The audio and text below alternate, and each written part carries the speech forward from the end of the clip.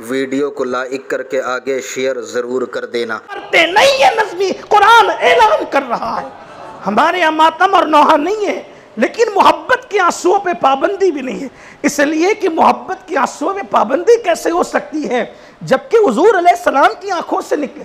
और जब जब जिक्र करबला किया हुजूर ने, तब तब हुजूर की आंखों में आंसू आ गए। और फिर क्या हुआ, हुजूर अलैहिस्सलाम तो रो रहे थे, इमाम को हाथ में लेके जिक्र करबला। पता चला जिक्र करबला रवाफिज की इजाद नहीं है। वो जो मिंबरों पे कूद कूद के कहते हैं हमने शुरू किया तो हमें देख के सुन्नियों ने भी शुरू किया, हमने शुरू किया तो हमें देख के सुन्नियों। अरे तुझे कब देखा, तेरा वजूद तो तीसरी सदी के बाद है, तीसरी सदी हिजरी के बाद है। तुझे देखकर क्या शुरू किया, आमिना के लाल को देखकर हमने जिक्र करबला शुरू किया। तुम क्या कहते हो कि हमें देखकर शुरू किया? हमने तो उन्हें देखकर शुरू किया जिसके कहने पर हम बिन देखे खुदा पर ईमान लाए। हुजूर ने जिक्र करबला किया। इससे पता चला कि जो जिक्र करबला करते हैं वो बिदात नहीं करते, वो आमिना के लाल की सुन्नत पर अमल करते हैं। शर्त यह है कि सही रिवायात पढ़ी जाए, बस और कोई बात नहीं। हुजूर रोने लगे। फिर जिक्र करबला सुनकर सैयदा फातिमा भी रोने लगी, मौलाए कायनात भी रोने लगे। जिसने सुना उसकी आंखों में आंसू आया। आंसू वहां आते हैं जहां मुहिब्बीन जमा होते हैं। हुजरे फातिमा में सारे मोहब्बत करने वाले थे, इसीलिए तो हुजूर भी रो रहे हैं और सैयदा भी रो रही है, मौलाए कायनात भी रो रहे हैं। और फिर उसके बाद करबला का जिक्र इतना हुआ कि हुजूर अकरम सल्लल्लाहु अलैहि वसल्लम ने करबला की मिट्टी भी दे दी, वहीं करबला की मिट्टी भी दे दी। और कहा कि उम्मे सलमा कहाँ है? सैयदा उम्मे सलमा को मिट्टी दी। कहा ये मिट्टी जब सुर्ख हो जाए या खून में तब्दील हो जाए, समझ लेना मेरा बेटा हुसैन शहीद हो गया।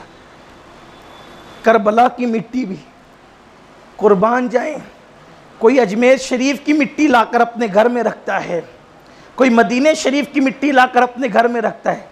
हज़रत उम्मे सलमा के घर में करबला की मिट्टी थी और मुस्तफ़ा जान रहमत ने दी थी कि जब ये सुर्ख हो जाए, ये लाल हो जाए, तो समझ लेना कि मेरा बेटा हुसैन शहीद हो गया।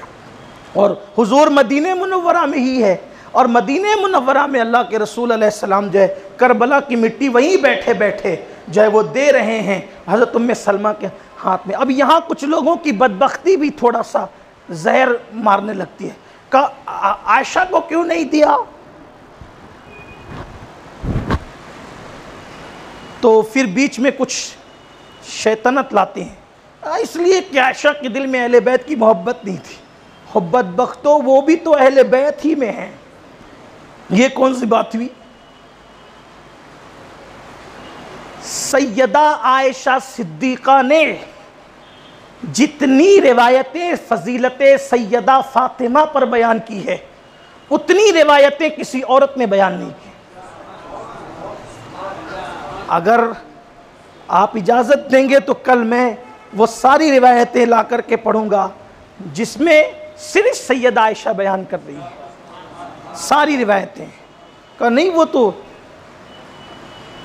अगर मिट्टी अम्मा आयशा को न देना ये दिल में कोई कजी की माज़ल्ला अगर दलील बने, तो फिर हुजूर ने तो सैयदा फातिमा को भी नहीं दिया, तो क्या मसला खस करेंगे।